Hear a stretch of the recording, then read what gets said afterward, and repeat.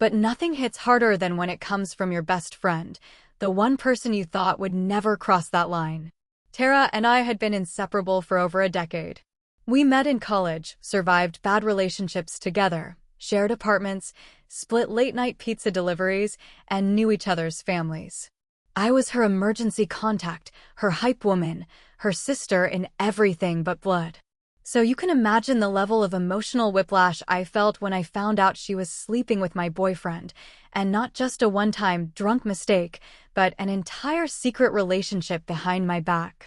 Let me backtrack. I was dating Daniel for 3 years, and while he wasn't perfect, he was the person I thought I would end up with. We'd already talked about moving in together, merging our lives, maybe even marriage. Tara, of course, was always in the picture. She claimed she was happy for me, and she was always around dinners, parties, trips. Looking back, there were moments that seemed odd. She laughed too hard at his jokes, lingered too long on inside conversations, and sometimes sat a little too close. But I brushed it off because that was Tara, right? She was flirty, touchy, and I trusted her. Mistake number 1. The truth slapped me in the face one Friday night. I was at Tara's apartment because we'd planned a wine and movie girls' night.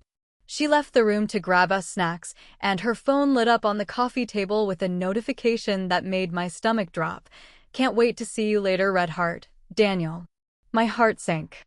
I froze, staring at the screen, debating whether I was imagining things.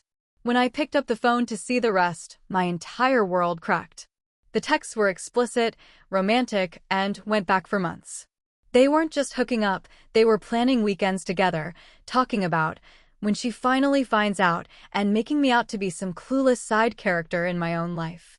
I can't describe the mix of rage and heartbreak that washed over me. My best friend and my boyfriend had been lying to my face, together, every single day. And they thought they were smart enough to never get caught. But instead of exploding right there, I did what any self-respecting, betrayed woman with a little Gen Z spite in her veins would do. I screenshotted everything, put on my best performance, and decided to ruin both of them in one flawless move. First, I confronted Daniel privately. I showed him the screenshots, and he immediately broke down, swearing it meant nothing and that he loved me.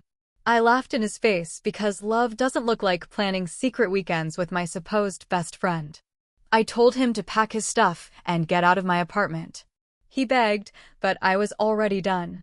Then I called Tara and told her I wanted to take her out for brunch the next morning. She showed up all smiles, completely unaware that her betrayal was sitting heavy in my pocket like a loaded weapon. Over mimosas, I slid my phone across the table and said, "Care to explain?" Watching the blood drain from her face was the most satisfying moment of my life. She stuttered, cried, and tried to spin it into some nonsense about, "We didn't mean to hurt you, and it just happened." No, babes, you don't accidentally carry on a secret relationship for months. That's not how gravity works.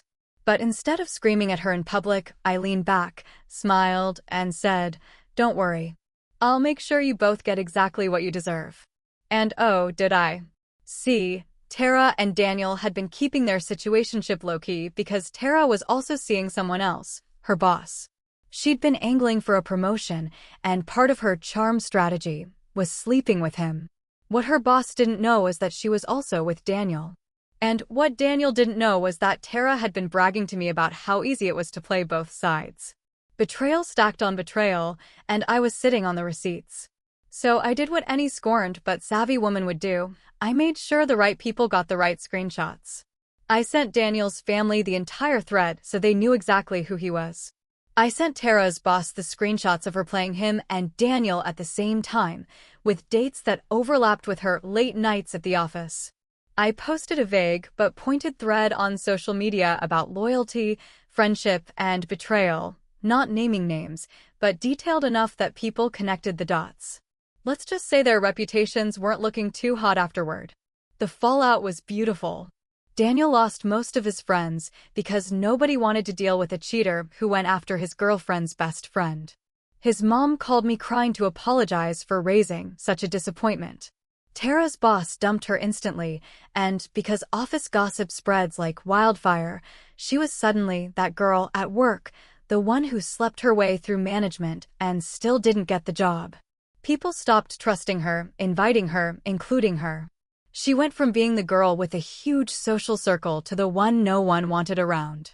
As for me, I blocked them both everywhere, deleted their numbers, and let them wallow in the mess they made together. I took a solo trip I had been saving with Daniel to Paris and turned it into my personal healing journey. I wandered the streets with croissants, drank wine on the Seine, and remembered what it felt like to actually breathe without carrying dead weight.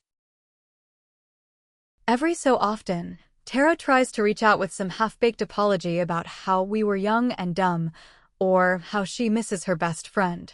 Daniel has sent long emails about how he regrets everything and still loves me. But here's the thing, when someone shows you where you stand in their life, believe them. They both showed me I was disposable and I showed them I wasn't. Revenge wasn't even about screaming or fighting. It was about letting them destroy themselves with the truth while I walked away untouched. So yes, I lost a boyfriend and a best friend in one blow, but honestly, what else was I supposed to do? Tell me in comments.